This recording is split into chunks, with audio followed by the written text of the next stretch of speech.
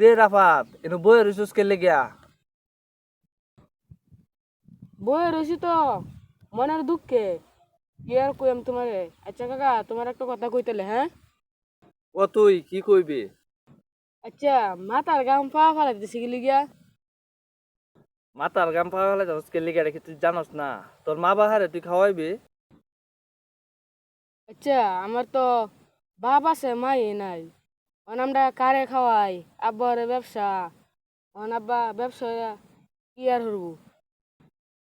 করো যে আমি ইন্দা হগলে কাজ করে আয়া বয়ে চিন্তা করলাম যে আমি মাথার গাম পা ফালাই কি আর করাম, বুঝছো?